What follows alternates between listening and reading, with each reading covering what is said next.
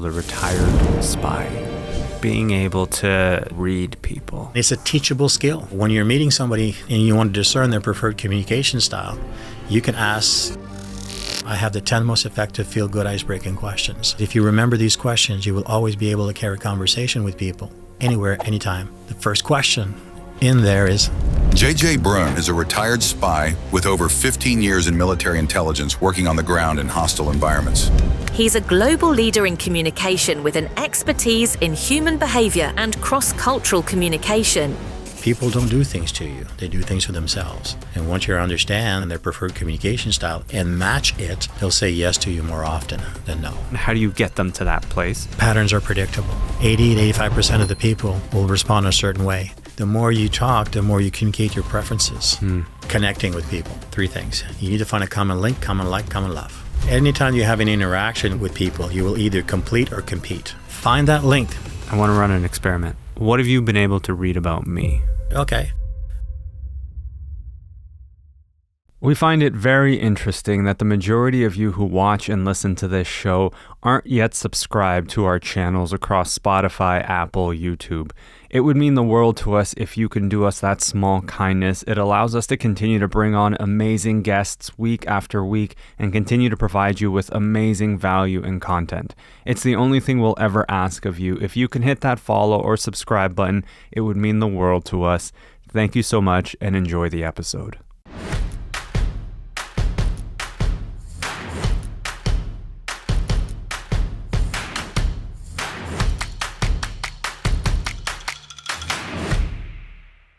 I'm excited to have this conversation with you because you go by the handle, the retired spy. Yeah. For folks who may not know of you and what you do, who's JJ?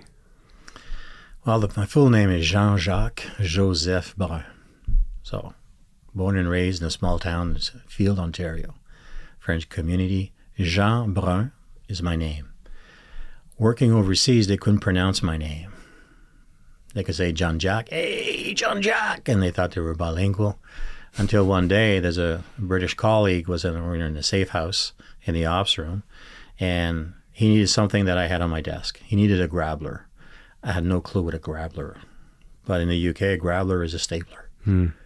So he said, hi, JJ, hand me that grabbler. And I'm like, there's nobody else. JJ, Jean-Jacques. I connected the dots. That's the only thing that made sense. That I turned and I said, "You're looking for this?" And I got branded JJ. So it became a working name. But when I retired from the military, I had specialized in the field of interpersonal skill sets. So human intelligence is my area of expertise when I was serving in the military. And within when I finished my 20-year career, people kept on referring to me as, oh, that's JJ, he's a former spy. We don't view ourselves as spies. We are either an intelligence operator, an intelligence officer, a staff officer within the intelligence branch. It's a trade. It's something that we go to school, we learn the skill craft. You may specialize in certain fields, certain area. I was trained as an analyst first. And then later on, in the last 10 years, I specialized in the field of human intelligence as a collecting platform. So it's not like I had a strategic plan that this is what I wanted to do when I left high school. It's more of the opportunity showed itself up. I was interested in that area. But people didn't review or didn't see myself as an interpersonal skills expert, human behavior expert. Your brand is what people say it is. And I kept on being introduced, and he's a JJ, and he's a former spy, he's a former operative. And after 8 years of trying to avoid that brand, I just accepted it as in the retired spy. So It's catchy though. it stays, right? It's sticky. And then, well, you have something different. I specialize in decoding human capital, just looking at people as having value as a human capital waiting to discover, and teaching or equipping other people or my clients to have more fully engaged team members, just by applying a model of reference for them to understand that people don't do things to you. They do things for themselves. And once you understand their style blend, their preferred communication style, and match it, they'll say yes to you more often than no. I want to go back to the military career. You were deployed overseas, I presume? Yes, I had 2 operational tours, one in Cyprus, which was peacekeeping, and one in Bosnia during the war, which is peacemaking. What's the difference? Blue Beret for Cyprus, peacekeeping, a lot more restrictions. You really go out of your way. You can't enforce so much the peace, as in you're just a lot of more of the negotiation, a lot of bickering between the Turks and the Greeks. English is the working language, so again, you're working with an international language is the English language that we use. At that time, I was with the French regiment, so I have 5 years with the Royal 22e Régiment, the Royal 22nd Regiment in Valcartier, Quebec, and then 15 years within the intelligence branch. So my first operational tour was within the as an infantier. But the fact that I was bilingual means that I worked at the headquarters because I could do the translation between the Greeks and the Turks and then translate to our French counterparts to what's happening. Peacekeeping is cool, but it's not, I prefer peacemaking because you have a stronger mandate that you are going to maintain peace. So you can use force to maintain peace. Right. Peacekeeping, you can't even use your weapon unless you're going to be shot on, as in you can't be the first one to shoot or to defend yourself. You have to have been really provoked, and then, but you don't have any fight really. And you saw that in Bosnia, it was peacekeeping, and we were being overrun because our mandate was not suited for that type of environment. They just basically took over a village, would basically rape all the content of the village, and then would remove the mines, and then the peacekeepers would come in under the Blue Beret. So then it had to switch to a peacemaking. Now you can use force. Now you can use your weapon, as in you are going to maintain the peace. And to me, that was just a better platform for us to use.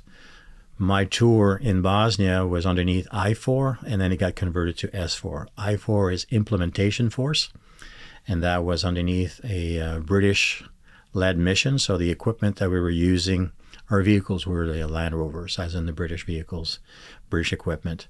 Then 3 months after, it got transferred to S-4, stabilizing force.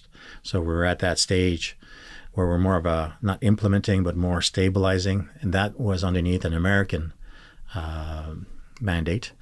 So they were the one equipping most of the vehicles. So now we went from Land Rovers to American SUVs that a lot of the Europeans would roll because it's power steering. And they're not accustomed to the big tire bouncing power steering, and they would overcompensate, and then they would roll the vehicles.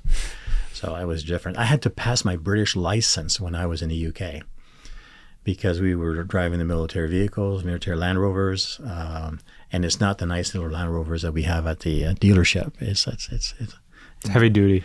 It's labor intensive, as in there's no comfort. Everything's metal, so you're banging on everything, Right. and of course the steering wheel being on the opposite side. Yeah. That's a learning curve.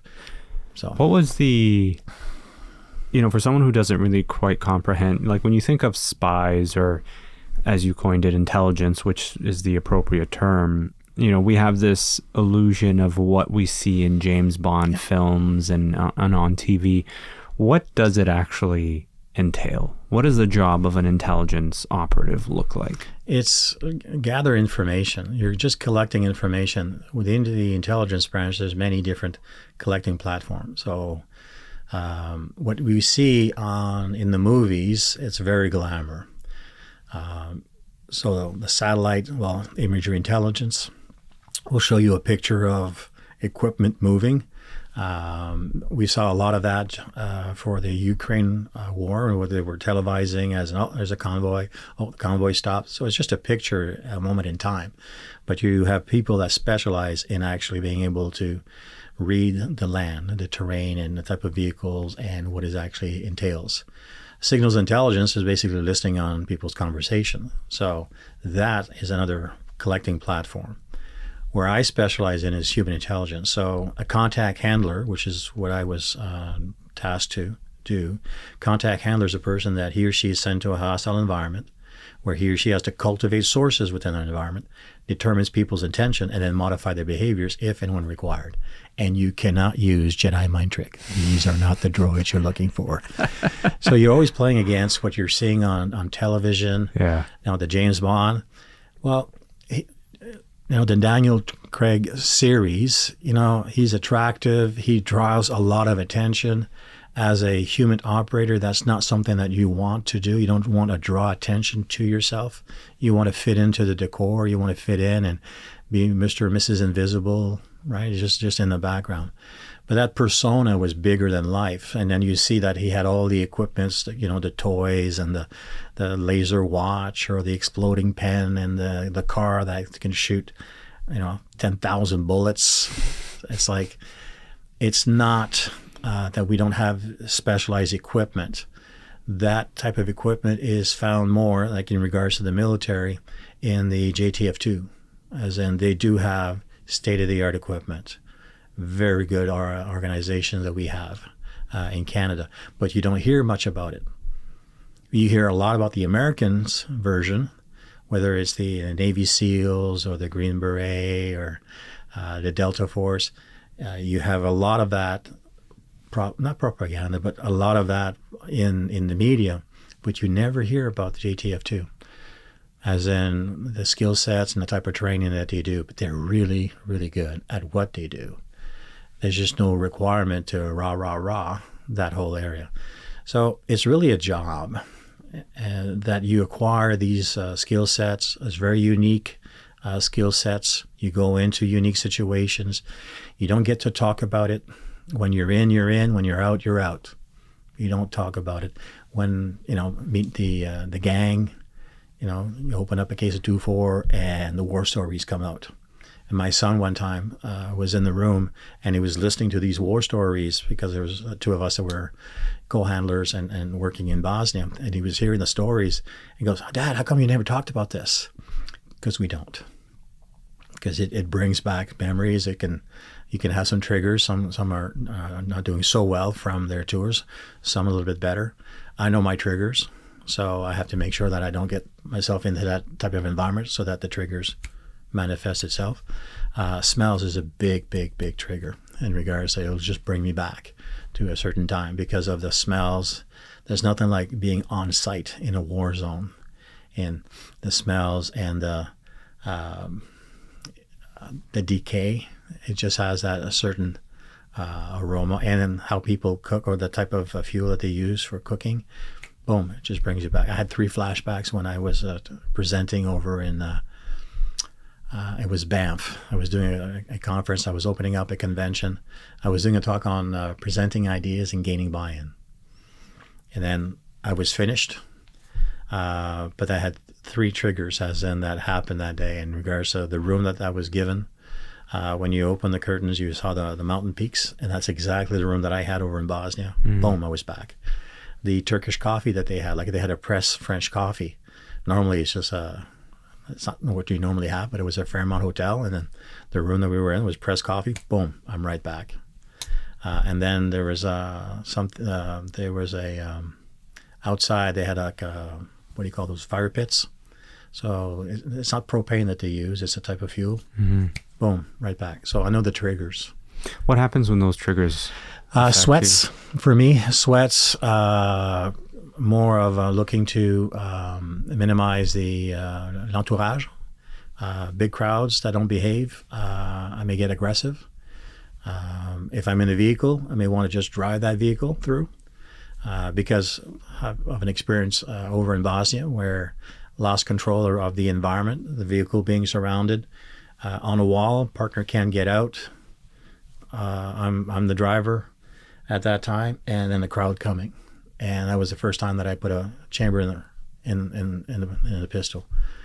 So, and then there's one gentleman that just basically then moved everybody around, and they declared a disco. It's a youth group. They just declare that they're going to have a party.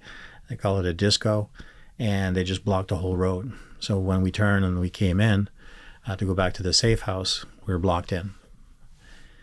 They had no ill intention, but the vehicle was blocked in, and there was no out unless I was just going to ram. So it worked out, but when there's a big crowd and you feel like you're stuck in a certain situation, those are the triggers that I try to avoid to put myself in. For yourself and for others that you described, are struggling with those triggers still, was the job worth the triggers and the long-term effects down the road? For me, my triggers are minor compared to some of my colleagues, where they had to be medicated. Some of them are still. You can still see the effects with them, as in when you're engaged in conversation. You have to find your way of detoxing, or your what works for you, as in you have to find your new normal. For me, I was fortunate. My first tour took a lot to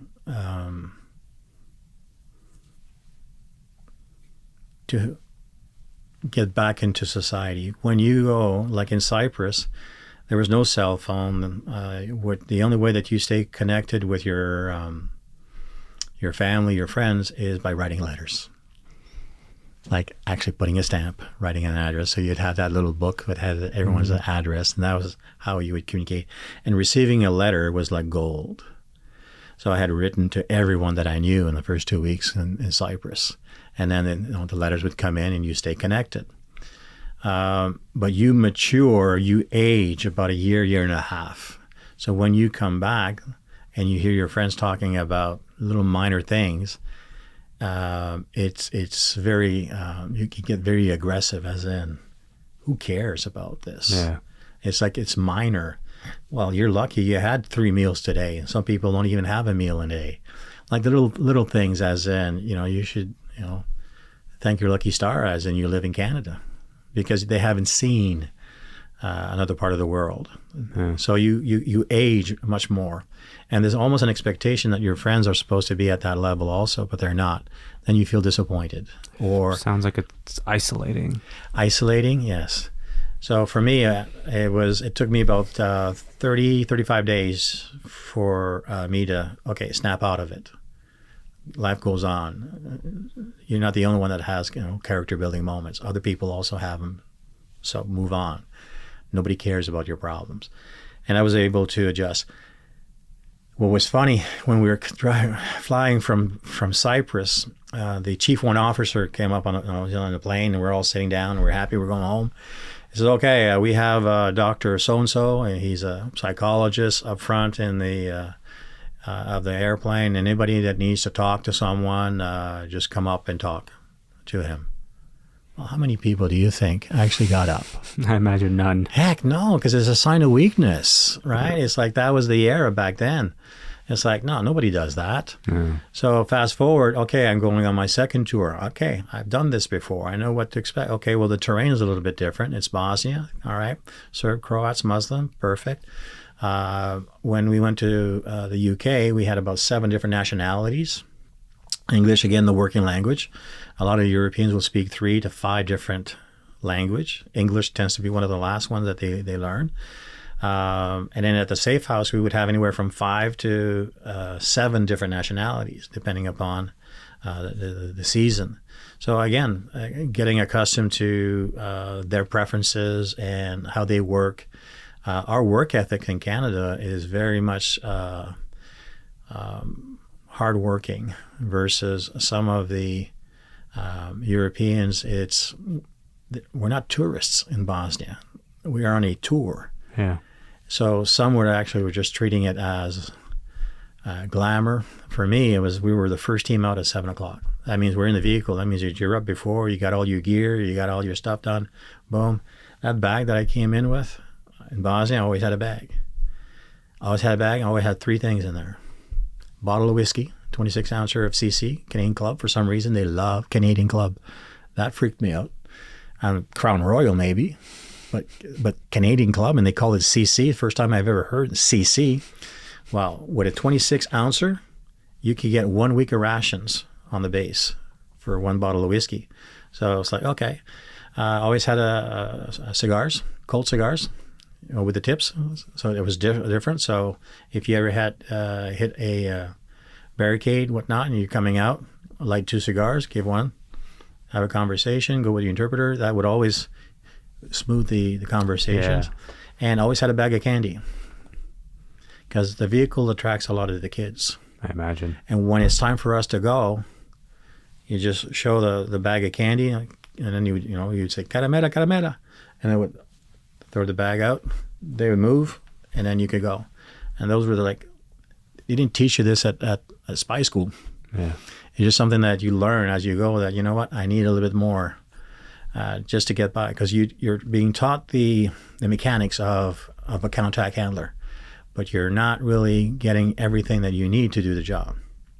So I was self-educated at that time in understanding the different characters, the different personalities, or the people's preferences, the temperament styles, and looking at finding how to utilize that in the skill set of contact handler. That if I needed to be more direct, I needed to identify if that person that's a preferred language.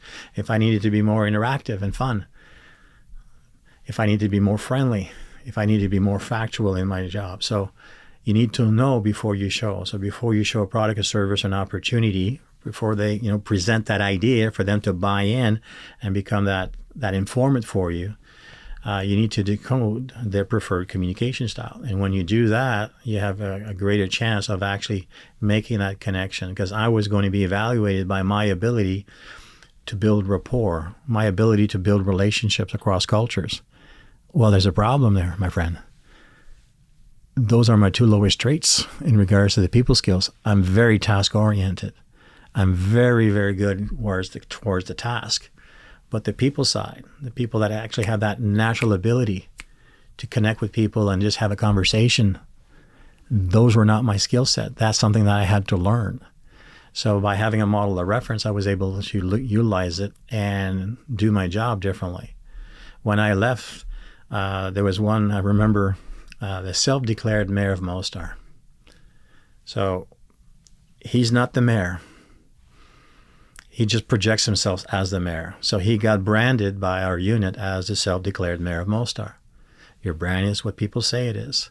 So that was the first case that I was given, that I have to convert that person to be my best friend, that he sees value in us having a relationship. Well, how do you go there? How do you actually build a relationship by design and not by chance? What's the mechanics of that? Well, I got that part. It's the part of the question. The better you are at asking questions, the question will lead to a conversation.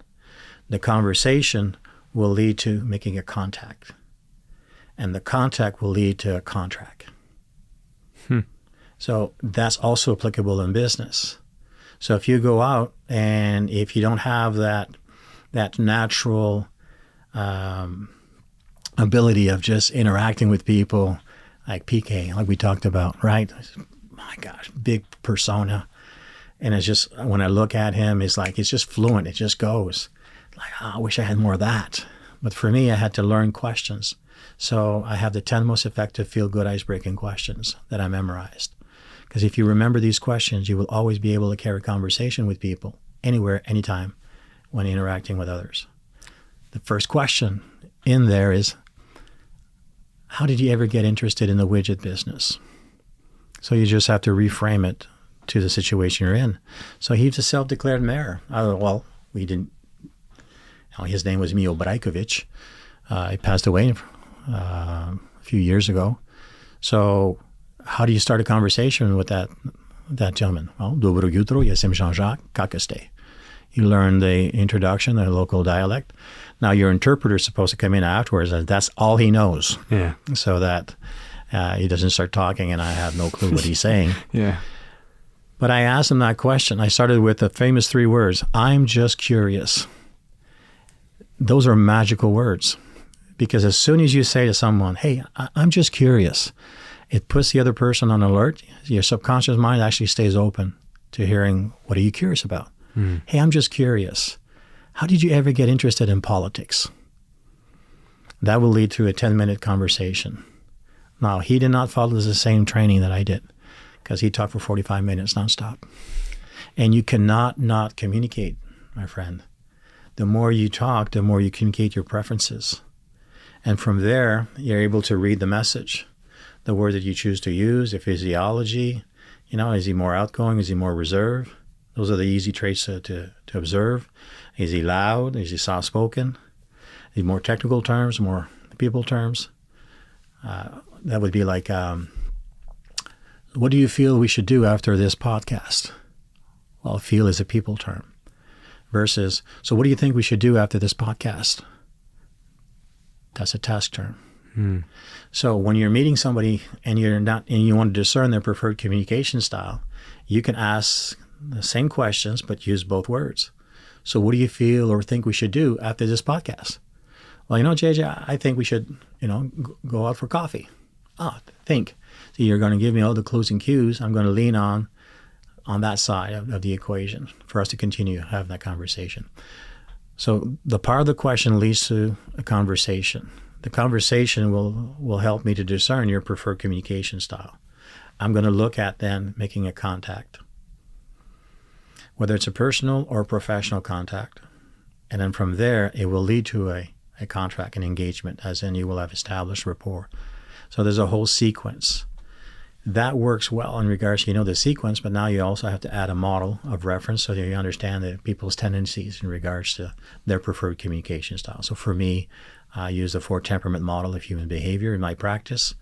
It's the one that I use to equip people, specifically my clients, for them to then be able to have a truly, fully engaged team. And what's that model?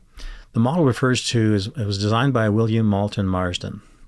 So the model looks at, we have 4 main traits in us to a lesser or greater degree. One is not better or worse, it's just different. And so if you were to draw a circle, on top of the circle, you would put the word outgoing, as in people have a preference of being a little bit more outgoing, fast-paced. On the bottom of the circle, you would put the word reserve. People have a preference to be a little bit more reserved or soft-spoken or not as a fast pace, almost slower pace. It's just a preference. You could be 51% on one side and 49% the other. We have these 2 traits in us, but we do have a preference. I prefer working in an environment that's more outgoing. My wife, my business partner, she prefers working in an environment that's more reserved. One is not better or worse, it's just different. That's the first way of decoding. I call it 2 P's to decoding human capital. So it's always looking at the pace. Is it fast pace? Is it slower pace? Once I discern which pace it is, then I'm looking for the task versus the people. As in, are you leaning towards task or are you leaning towards people? Task-oriented individual, when you're looking at the physiology, a lot more stoic, not as flamboyant. So they're a little bit easier to read. And then on the other side, they're pleasant gestures that they have that will give you an indication of where they tend to lean. So with that self-declared member of Mostar, was he more outgoing or was he more reserved? That's the first thing that I was asking myself. And he came across as a combination of both. Now, I was going towards a friendly approach and establishing my credentials, as in my cover story, why I was there. And at one point, he just basically, because he was talking to the interpreter and then looking at me. We were trained to never look at the interpreter, to just look at the contact. And then he would stop looking at her, and then he would put his hand up. He said, I know who you are, and I know what you do. Now I'm going back and I'm like, okay, I'm being challenged. I go back onto my cover story and connecting with us. We have access to our general, and he was not having it. He put his hand up a second time. He says, I know who you are, and I know what you do. All right, then, let's get down to business. That's exactly what I just said right there. I recognized that he was not in a certain quadrant that he needed to. He was more outgoing and task-oriented. That's a quadrant that's a more dominant, direct, demanding, decisive, determined doer. Let's go. Let's do. So I went firm. I decided that at that point, I needed to go more business, and that connected. What really also helped is that anytime you have an interaction with people, you will either complete or compete. You're going to complete. You're looking to complete. Now, I'm French, and then I'm like, oh, these words are very similar if you think about it. And the only difference is that, well, complete has the letter L. Now, I don't know why my brain went there. My brain went, well, what's the L factor of connecting with people? 3 things. You need to find a common link, common like, common love. So in business, if you don't find a common link, common like, not common love, no connection. But find it. Find that link, right? He says during our conversation, you want to separate from Canada. You understand us. You will talk to your general on our behalf. I never said that I wanted to separate from Canada. He assumed the fact that I have a French name, Jean-Jacques Joseph Brun. I'm from Quebec, and I'm a separatist. Right. I didn't feel obligated to correct him. He was creating that link. And you need that. So you went with that. It's like he gave it to me, and I took it. I've got the maple leaf tattooed on my chest. In case you find the body, you know where to send it. So not the fleur de lis, but I've served 5 years over in Quebec. So very familiar with that culture. So for me, he created that connection, as in we're completing the interaction. He wants to talk to me, or I have favor. And then from there, we just build that relationship. We would meet on a regular basis. And then at the end, I would be able to, who do you know that does this? And who do you know that can provide us some advice? Who do you know? Who do you know? Who do you know? And he was able to get a sense of what was also happening.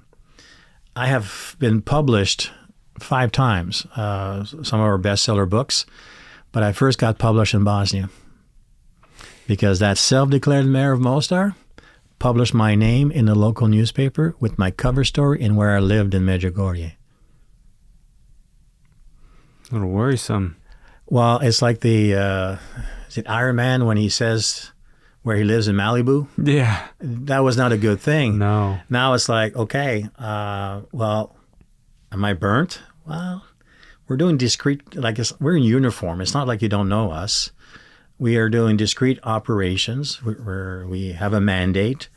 Everybody signed a date and agreement on this mandate that there'll be people on the ground to get a sense of what's happening on the terrain so that we can make informed decisions to maintain the peace. So that information, I still have the newspaper that has my name in it. So that got translated, and then we started looking and analyzing, well, what's the outcome, or what would be the purpose? Well, he wanted to show in the local population that NATO talks to him and not the real mayor. And that was my first faux pas, that I didn't see the mayor first, that I went to see the self-declared. Well, I didn't know. It's just I was given this case, and that's where I started. So when I did meet the actual mayor, I bombed. He wasn't happy. Oh, heck no. And I was too young. That culture, you have to have a certain age, and I was too young, and I was just not making that connection, or there was not going to be an opportunity to establish and maintain rapport. And your ego gets in the way because you want to win, you want to make that, you're going to talk to me. That's not going to work. You can't force yourself to the table. And then so we had to take a step back, and then everybody gets a code name or a working name. So we had one operator, Brit. He was like 62 or 63 years old, right? So his name was Krusty. His face had so many, he was 60, but he might have been like 82 in his face. It's so hard on his body. So Krusty is the one that came in, but he had that old demeanor and the wise sage. Yep. And they connected. That it worked out. But for me, the fact that he put my cover story and branded me as a Herzeg Bosnia. So there's Bosnia-Herzegovina. Herzeg Bosnia is a group that wants to separate from the Federation. More former communist training, no election. They were just basically put in place because after a war, it's the black market that runs the economy. And it will take maybe 4 rounds of election before you really get a person from the people that gets to be there. So we're just in there. And then he profited tremendously throughout the war on the black market. So I have found favor in him. So we just basically dropped everybody else that we were running. So any Muslims, any Serbs, we became the team that only specialized or contacted with the Herzeg Bosnia group, so that then we would be able to inform the team of, well, here's what's happening on that side of the river. So I want to go back to the experience with the actual mayor. When you said that you bombed and you just weren't able to get through and your ego came through and all those different things, it makes me think about times in my life where I've had to have a conversation with someone that I really, really wanted to build rapport with and was just hitting a wall and I just couldn't break through with it. And I couldn't understand it because in some conversations with other people, it was like best friends overnight type of thing. There's going to be people listening to this, watching this, who are about to pitch a business, about to pitch for a promotion or whatever, and they need to build that rapport. They need to connect with the person they're about to engage with, and it's not working. What do you do then?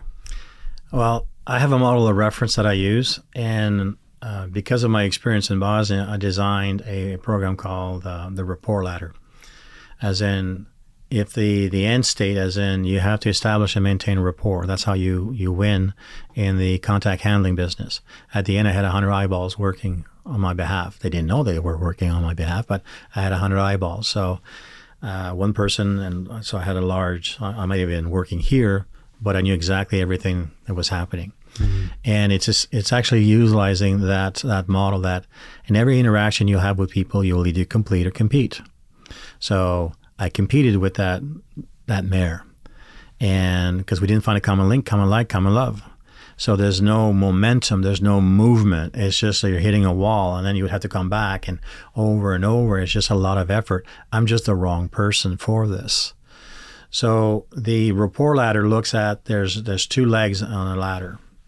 A ladder requires energy. It's like it's a physical activity. First of all, there's some insights that you need to have. You need to connect it to a solid foundation. You need to know what's the bottom, what's the top of the ladder. Solid foundation. Lean it on a solid foundation in order to go up. So one is task-oriented. One leg is very task-focused, task-oriented. One leg is people-oriented. When it comes to establishing and maintaining rapport, trust is the factor that needs to be implemented. No trust ain't going to go, you're not going to meet, you're not ever going to get to the rapport. Now, on the task-oriented side, before I can do business with you, I must first trust you. Well, trust is earned. Trust is not given by them. You have to earn my trust based on proof. On the other side, on the people side, before I can do business with you, I must first like you. So you have to build a relationship. So depending upon who's sitting on the other side, and if you had to discern or decoded their preferred communication style, and you went on the friendly side when you should have went on the task side, you're going to have a challenge. Because on the task-oriented individuals, trust is earned based on proof, but on the people side, it's relationship. Once I like you, I will trust you with my personal information. On the task side, once I trust you, I'll see that you have value, and I will want to build a relationship, a professional relationship or a partnership. So there's a stage of like and trust. The trust goes to relationship. Relationship goes to trust. And then when you're at that level, then you move to the top, which is rapport. It's the highest state of relatability that you can have between 2 people. So how do you get there? The ladder has 4 rungs. There's 4 steps. Listening, observing, discerning, and speaking. 2 years of research, 2 years of trying the different sequence, algorithm, but it's listening, observing, discerning, and speaking. So with that self-declared mayor of Mostar, listening to the words he chooses to use. Is he fast-paced? Is he slower pace?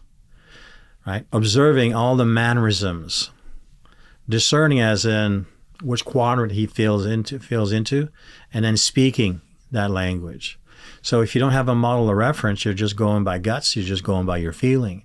But this is something that's teachable. This is something that you can learn. Listening is an S attribute. So in the model of human behavior, the 4 temperaments is the D, I, S, and C, as in the dominant, inspiring, supportive, and the cautious style blend. I don't know how that's going to look there on the screen there. I'm just showing the hands up. But the top left quadrant is the D. The top right quadrant is the I persona. The bottom right quadrant is the S persona, and the bottom left quadrant is the C persona. So that self-declared mayor of Mostar, I started in the S quadrant. I started being friendly. He was not having it because that's not his language, right? I was not going to have strike number 3. Now, when you're in that D quadrant, they want you to communicate in a firm manner. But if you're talking to an I persona, they want you to communicate in a fun manner. The S persona wants you to communicate in a friendly manner.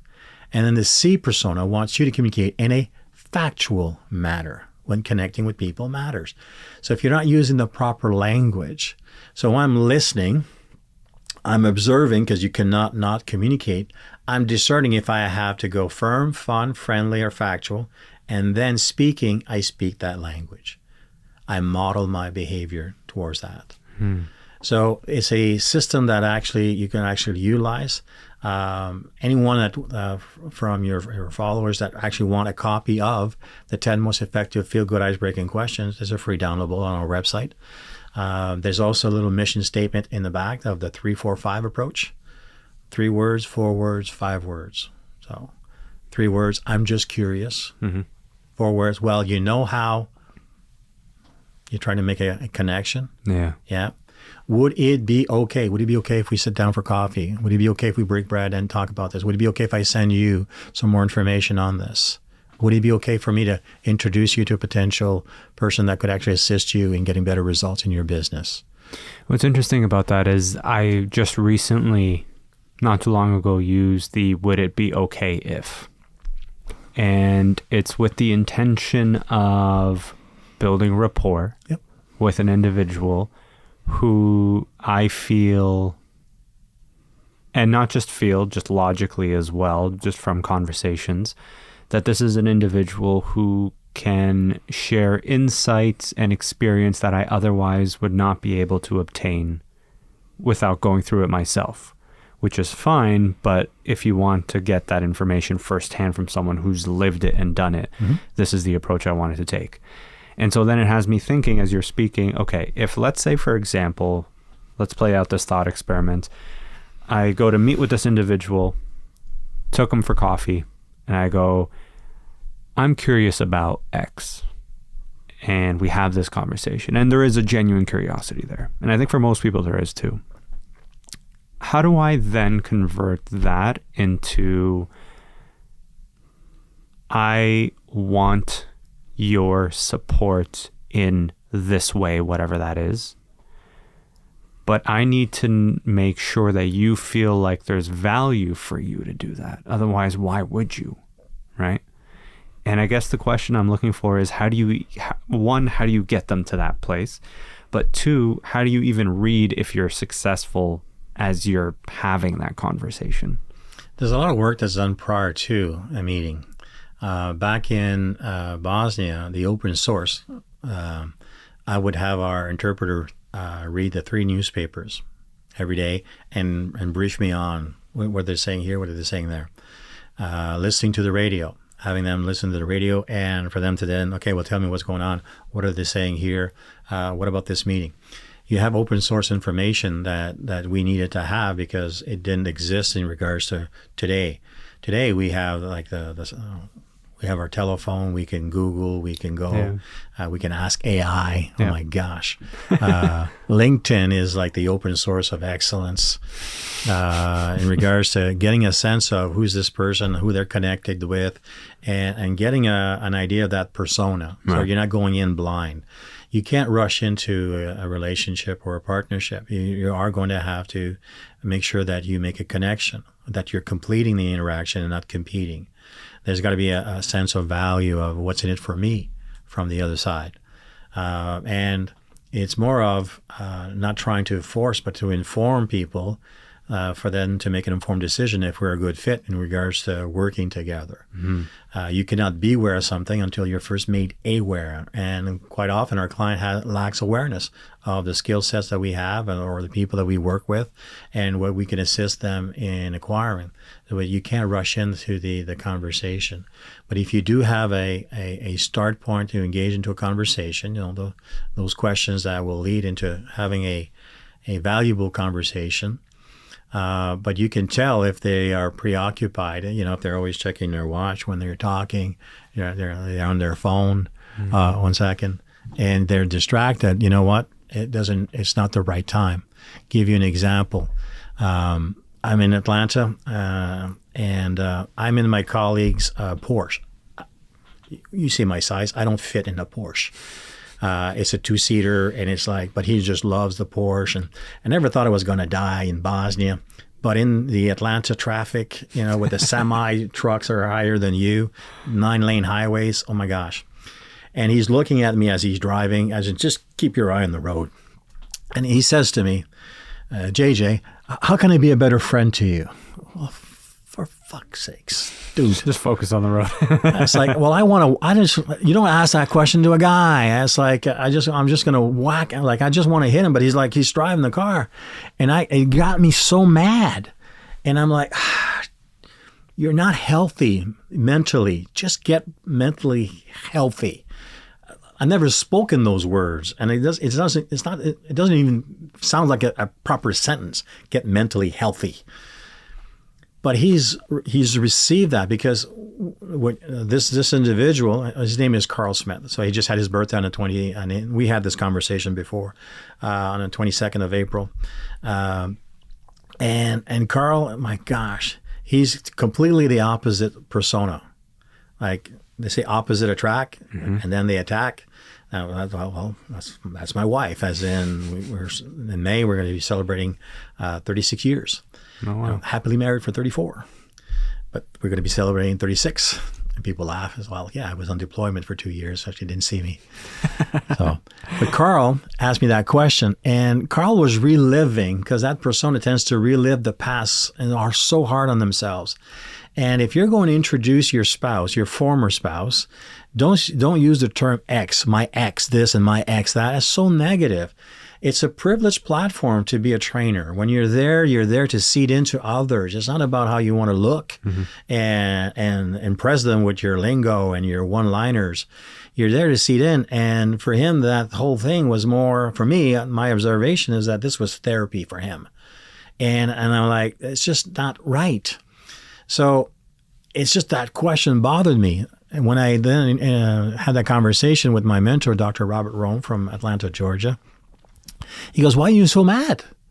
It's a nice question. He just wants to know how he can be a better friend to you.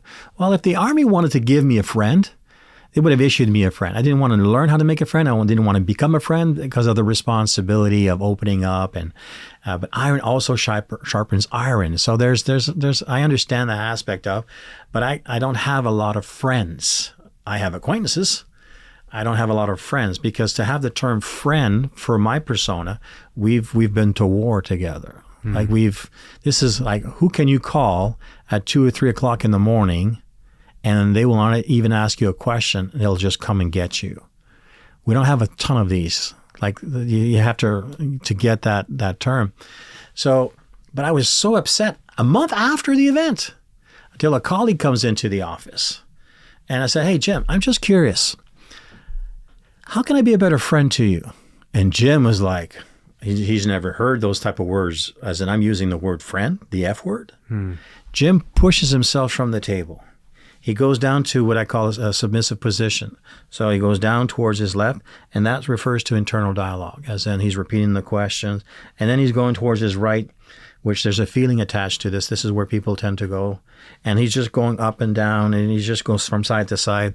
And I'm looking at this, and I'm thinking, oh, this is good. This is good training. This is on my part of the question. And I'm like, wow, because it's BSA, behavioral symptom analysis, sticks its roots in NLP, your eye accessing cues. So he's accessing information on the bottom. Then he comes out and he looks at me. He says, make me more accountable. So for me to be to be a good friend to him, I need to help him to stay focused. His persona is in the I quadrant, and they're prone to SOS disease, shiny object syndrome. Squirrel, they just get distracted. So you got to bring him back. Stay the course, buddy. Yeah, but something sexy over there. Yep, come back. Just stay the course. That's what he needed. Now from there, I wondered, would that work for my son? And this is where it goes into your question. They need to be able to be in a position to receive your information or your interaction or your question.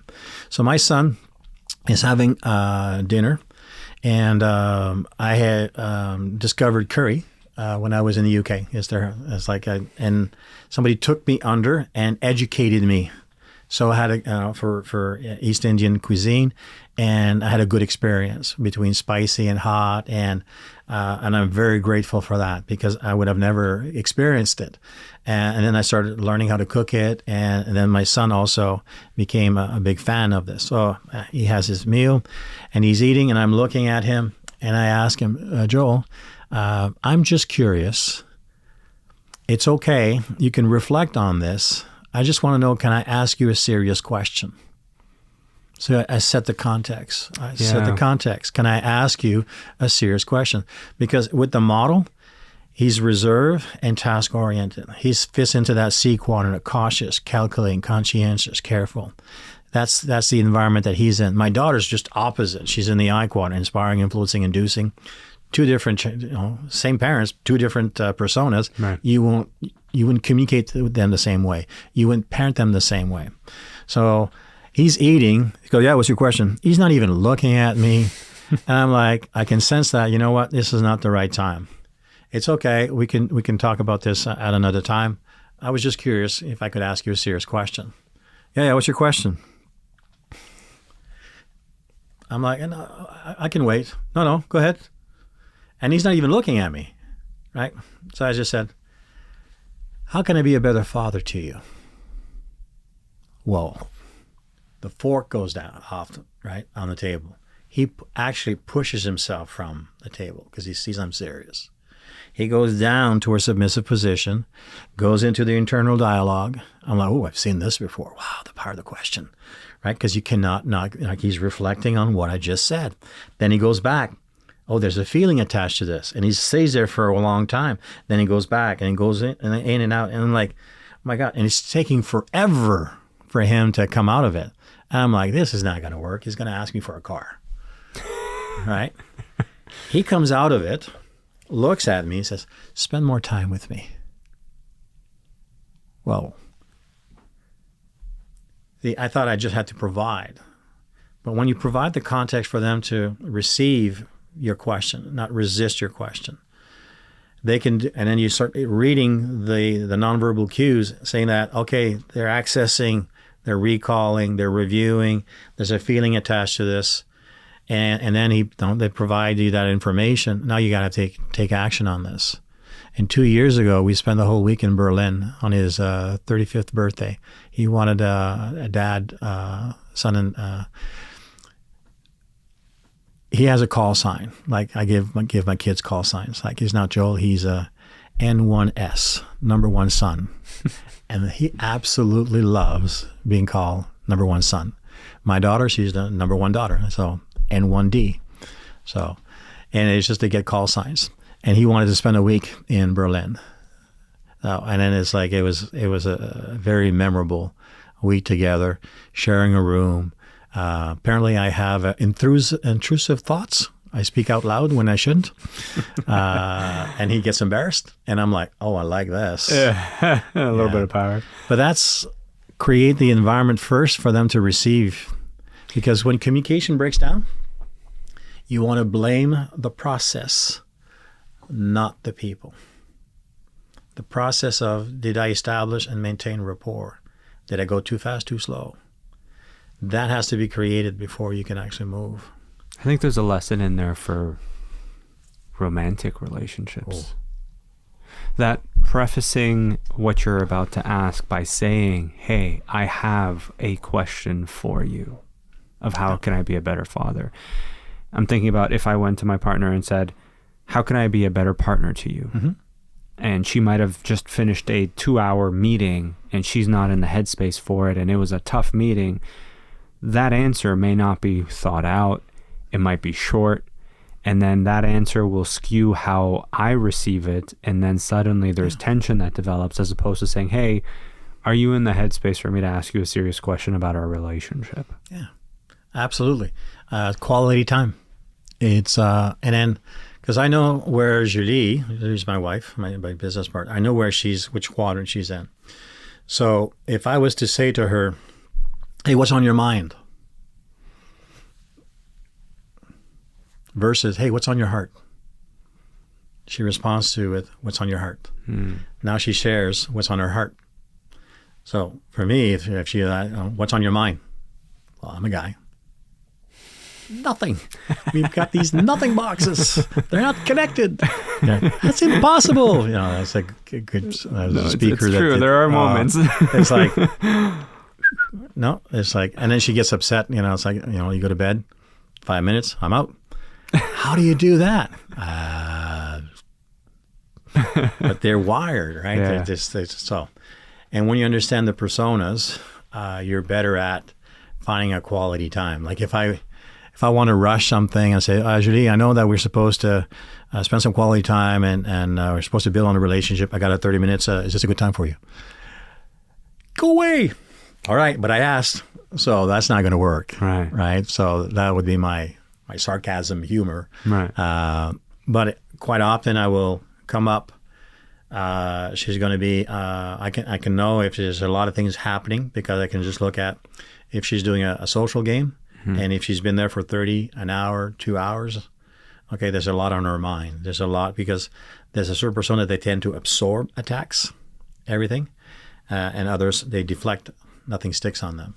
So with the relationship that with Canada and the U.S., she's absorbing this. For me, it's entertainment. No pour et contre. It's just like, okay, it's just a different, but I've operated in hostile environments. There's one thing that you see from the media, but then there's another when you're actually on the ground. There's 4 levels of awareness that we need to be made aware of to get a better discernment of what's actually happening. So, but she will receive it. And then it's just like it's very toxic. So how do you detox? Well, if you understand there's things that you can actually do on a regular basis to keep you healthy. Then it's based on your personas. It's based on your personality. And if you, like for me, I need physical and cognitive activity. If I do that on a regular basis, I'm more sociable, as in I'm easy to work with. If I lack physical activity or cognitive activity at the same time, like winter, shoveling the snow, it's both physical and cognitive where I live because we live on a corner. We know exactly where the snow plow goes, from left to right. So if it's a light snow, you push it far away because in Quebec, I live in Gatineau, so I was like, there's going to be a lot of snow. If it's a heavy snow, you just push it on the side. You don't want to sprain your back. And so it's both physical and cognitive. Julie, if she sees, there's a lot of snow and she comes out, hey, what are you doing? Well, it looks like you need some help. No. This is my therapy. This is me. I'm the general here. I've laid out how I'm going to do this. As in, you start with the car, put all the snow away. It's like there's a madness to my snow removal, and I have beautiful snow banks. Like for some reason, it has to be like in tears. It's like it's just a beautiful thing. Nobody can stack a dishwasher like I can stack a dishwasher. It's like playing Tetris. Yes. And the kids, what they would do is just annoy me, as in they would put the bowl. It's like, help me to understand. They just think that you're just going to put the bowl. And I'm like, I never took the time to explain to them the concept of how a dishwasher works and the jets and looking at a video. And I'm like, is it worth really to have a blow up. And Yeah. it's like, it'll take me less than 30 seconds, a minute to rearrange everything. It'll be clean. Like all these commercials that says that you can have all this food on your plate and it will magically disappear. I'm sorry. It cooks it. Yeah, I've never experienced that. I have to rinse it first, put it in there, name a problema. So this concept of being able to read people, a lot of it also requires an ability to be self-aware of what you're thinking and feeling so that you're not projecting onto people. Yeah, you have to be very careful of first impression. Or there's a Guy Harris, he's branded himself as a recovering engineer. And at training one time, he says, okay, take out your ink dispensing devices. Ink dispensing device. A pen. Pen? He's in. Yeah. Like like he's just thought-provoking. So I was sharing with him that the danger of when we explain the model, you're not a letter, you're not a symbol, you're not a color. You're a blend of all four of these traits in you to a lesser or greater degree. Because there's some models out there that will label, categorize, or pigeonhole. Like the four temperament model of human behavior was not designed for that. It was designed to better understand people. They have a start point in regards to connecting by design and not by chance. So I was sharing that with guys, and the danger that after we do trainings that people leave and say, you're a D, you're an I, you're an S, you're a C. That's labeling, categorizing, and pigeonholing, or you're making a first impression. And he says, yes, that's the principle of conceptual consistency. Excuse you? I call it first impression. He goes in very technical terms, it's the principle of conceptual consistency. What are you saying? Once I make my opinion of you, have you noticed that once I make my opinion of you, we look for everything around to justify our opinion of you and neglect everything else that contradicts our opinion of you. Yeah. That's the principle of conceptual consistency. So when you are seeing somebody for the first time, you must not say, he or she is a D. I sense they project a lot of D trait. Your subconscious mind stays open to other things.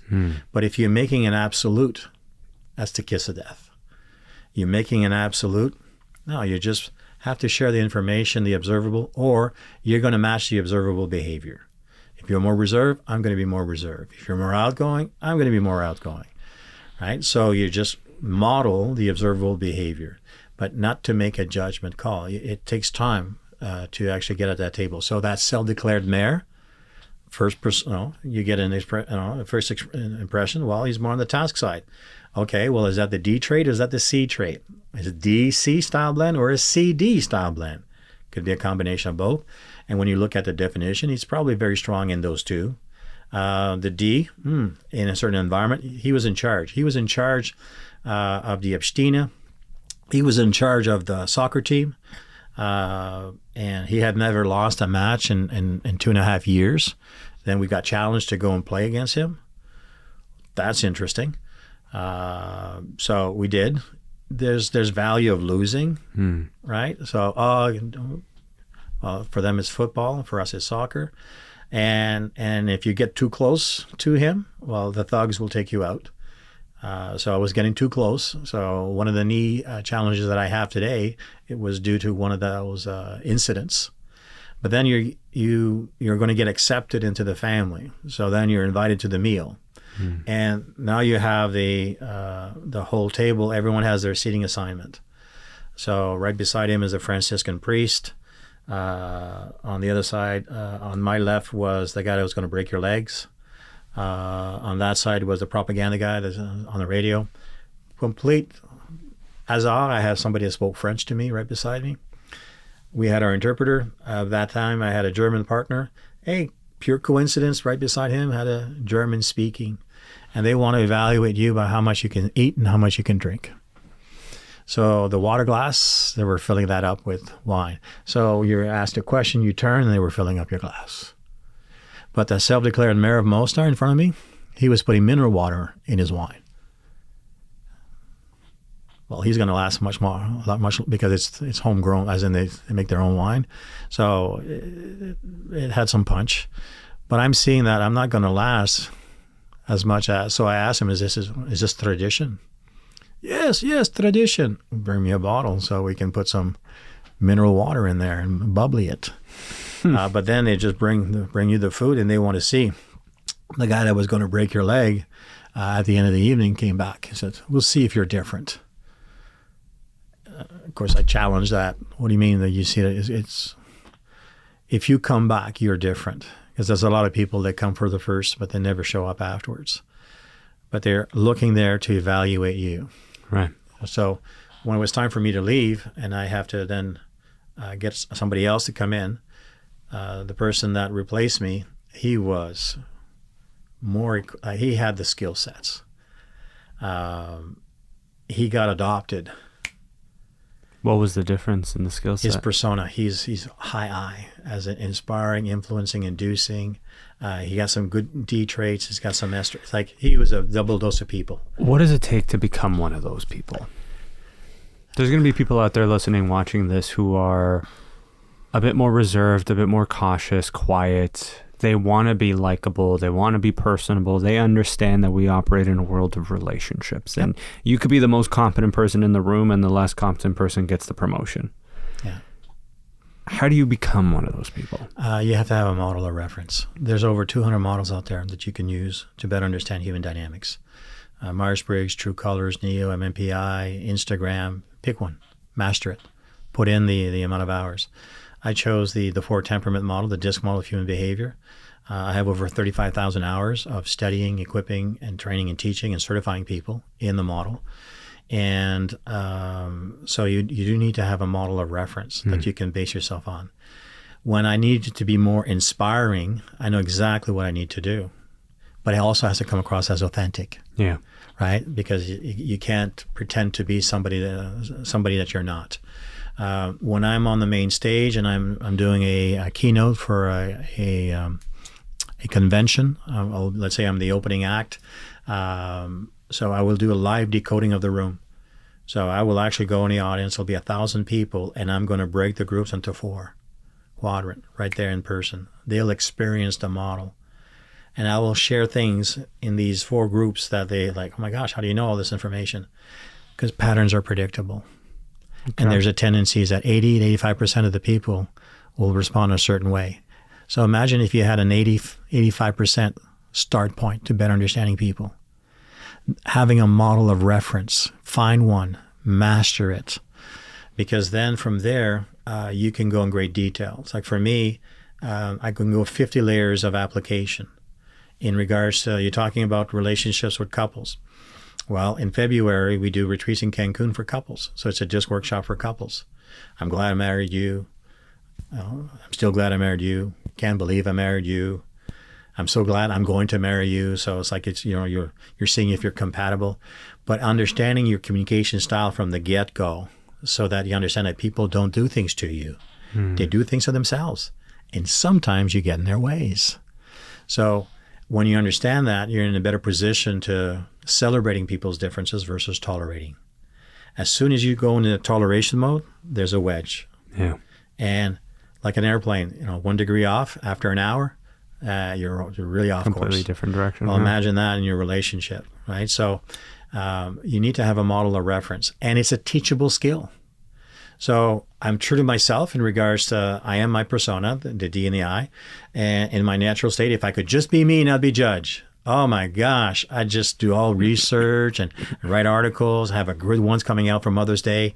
And if your mom is more of a D, this is how you celebrate Mother's Day. If your mom's more of the I, this is how you celebrate. She wants to show, not just a card. She wants to show, she wants to party, she wants the bling bling. So when you have that, you can really pass on your message. It's a learnable skill. Yeah. Now, that colleague that replaced me, Serge was still his name, but he's a natural at connecting with people. He's got a great smile. He will diffuse conflict with his smile. It's an international language. That's a learnable skill because let me show you my normal face. It's not very friendly. That's the Brun face. Yeah. Like if we're sitting on the train or on a flight, if I don't feel chatty, this is what you're going to see. And if somebody asks me, so what do you do? Waste management. It's the mobster's answer. What? Yeah, you know the guy behind the truck puts the garbage in the truck? And that's it for the conversation for the flight. Yeah. Right? But if I'm chatty, right, and they ask me, what do you do? Then I may share with them, and I may actually draw on a napkin the model. Now, I was tired of doing that. So what I've done is, converted that into a coin, right? So that it's a business card. So if they have more questions, then they can reach me. They can take a... It's brilliant marketing. Well, I want people to get it. Yeah. I'm not trying to be right. I'm trying to get it right. So in that meeting, if you want more information, well, let's just get on a Zoom call and what's keeping you up at night? So, okay. Because we're running up on time here and you've shared so much insight, I want to run an experiment. You and I spoke over Zoom for maybe 15, 20 minutes. We've had a handful of email communications. We spoke briefly before we came in here, and now we've spent about an hour together. What have you been able to read about me? Well, when you're meeting somebody for the first time, right, there's, with the model as a reference, there's two graphs. There's the environment graph, and then there's the basic style graph. The basic style is how you tend to be in an automatic pilot. If I could just be me, not be judged. I was seeing you in graph number 1. This is how you perceive you need to be on the call. Mm-hmm. This is how you need to be when interacting with a client. It's you adapting to. So I can't go and just say, oh, it's in this quadrant. Right. So your initial persona, are you more outgoing, are you more reserved? Well, you tend to come across as a little bit more reserved initially. You came in when I arrive, because I arrive early just to make sure, because I do a recce, right? I've been walking in the morning, got my steps in, got to find out where the place is, okay, did a little bit of research, not a problem. When I came in, I wasn't expecting the downstairs, but I got greeted. And I look a cluistic one without a clue, because I'm thinking I'm going up, I'm going down, and he put me at ease. No. Oh, you're early. Normally he shows up 5 minutes before I'm like, oh, so I'm getting a lot more information in regards to timelines. So which persona tends to get in at the last minute or just before the call? Well, if you're very familiar with your entourage, you've got a team already, the room is already prepped, you already know the mechanics, you've done this before, so you're very familiar how much time that you need to be here. So you're just analyzing and not saying that, oh, he must be very strong in the I quadrant because he just comes in at the last minute.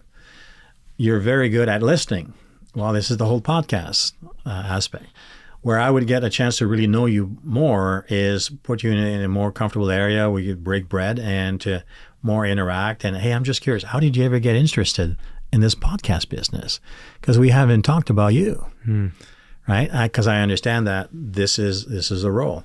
So for me, when you're inviting me to come on the podcast, I said, well, okay, Toronto. So I had a client that I was meeting in Toronto, so I was going to stay an extra night. This is going to be perfect. Got canceled. Well, I already promised that I was going to be there. So I just said, well, cancel the hotel. Just took an early train. Got my steps in. Do the podcast. And then after that, I'll take the train back later on at 5. So it leaves me a lot of time to just sit in and to receive. If I had to start, right, I do sense that people that have a podcast, they do tend to be a little bit more outgoing than reserved. You have a system well in place to, there's a saying that your strengths will carry you, your lowest trait should concern you. If your lowest trait is all the technical aspect, that's being taken care of with this setup, where you're free to interact and to ask questions and to be curious. Initially for me, you come across a little bit more reserved than outgoing. And I sense that you're very close. If we were to graph you, and I will actually send you a link where you can actually take a self-assessment. Okay. And then if your partner wants to do it also, then I can actually put them together. So it will provide you an opportunity to continue the conversation in this. But if I was to ask you a question, as in, if you had to choose right now, you're not locked into this and you can change your mind over supper tonight, your preference, and a child's preference is already set by the age of 4 to 5. Okay. Is your preference working in an environment that's more outgoing, fast-paced, or more reserved, slower paced? Fast-paced. Right? Now I have two choices. As soon as that's the pace perspective. Now I have to discern the priority perspective. Is task or people? So when you wake up in the morning, do you think about all the things you need to do today, or do you think about all the people you're going to meet throughout your day? I'd say a blend of both. So where do you lean? 51% one side, 49% the other. More often than not towards the tasks. So that's the D trait. Now, the fact that you paused, I can then sense that it's probably a lot strong in the D trait. It's also strong in the I trait. Direct, demanding, decisive, determined, doer, inspiring, influencing, inducing, interactive. So when you do sports activities, right, are they individual or group? Lately individual.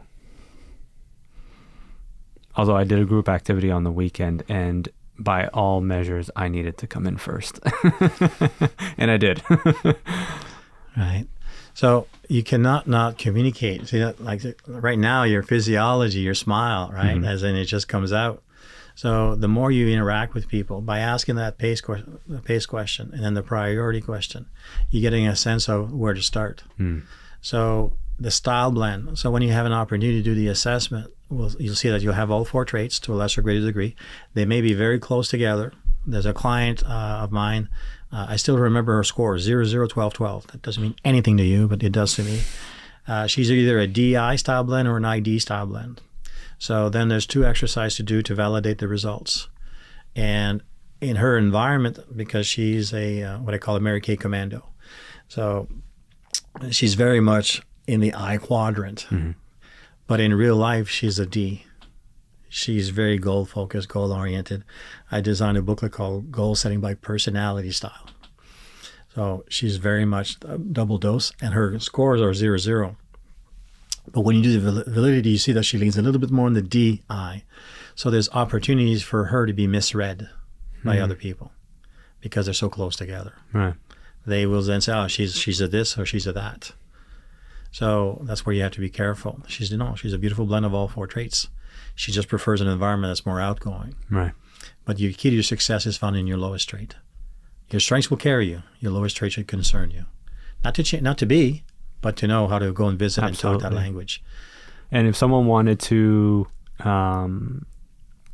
take these assessments, where do they find this? On your website? First, I would actually say go to the website and book a call. Okay. Because on the website, you can find all the assessment tools. Yep. But it could be a 6-page report. It could be the leadership. You may not need the leadership. You may need a little bit more than 6. You may need 30-page. So there's different reports, French, English, and Spanish, and also for specific application. So there's many, and I would rather have a conversation. I would rather let you know than let you down in regards to the experience. But doing the assessment afterwards, then you just book a call, a complimentary call, 30 minutes, and I'll debrief the results. On the website, there's also free resources. If people within the group, they wanted to know more about what is the DISC model, well, there's a free downloadable. Just download a 9-page. And if you want to have my 10 questions, it's there too. It's there. And what's the website? TheRetiredSpy.com. Easy. As simple as that. JJ, thank you so much for your time, my friend. This was so insightful. I learned a ton. I could probably go on for another hour. We even talked about the interrogator course. No, we didn't. But you know what? It just means we have to do a part 2. Because I'm confident that people who listen and watch this specific episode are going to want more. And they generally let us know when they want more of something. So I think there's so much still in here to unpack. Like we talked briefly about romantic relationships. Yep. We talked briefly about business relationships. But there's still so much. Having conversations with your children, having conversations with your family, which can also always be a very sticky point for a lot of people. There's so much there. Yeah, we're actually back in September. Yeah, we're going to be in Niagara on the Lake. Okay. We're running a program there. So we're running it's a spa retreat. So we're going to be doing the certification there. Oh, very cool. Yep. Okay. So hopefully we can connect when you're back. Absolutely. Thank you so much. My pleasure. I appreciate you. Thank you so much, everybody.